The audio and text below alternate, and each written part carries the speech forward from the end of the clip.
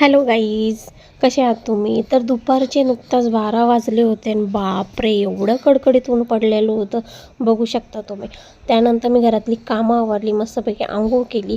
आता तुम्ही विचार करत असणार की मी एवढा नट्टापट्टा करून कुठे चालली? तर मी चालले होते काही कारणानिमित्त बाहेर. हो सांगते, ते तुम्हाला पुढे ब्लॉगमध्ये कळेलच.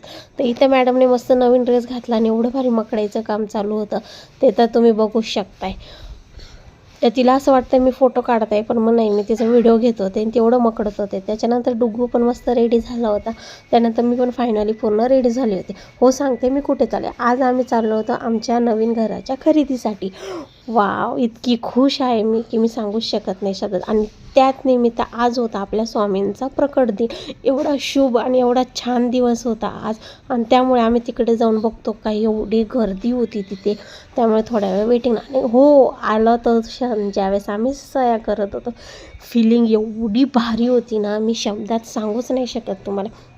एवढं भारी वाटत होतं ना मला की आपलं स्वतःचं घर. आणि आम्ही तिकडे गेलो. आणि त्याशिवाय आज स्वामींचा प्रकट दिवस असल्यामुळे स्वामींची कृपा आमच्यावर सदैव अशीच राहावी हीच माझी इच्छा आहे.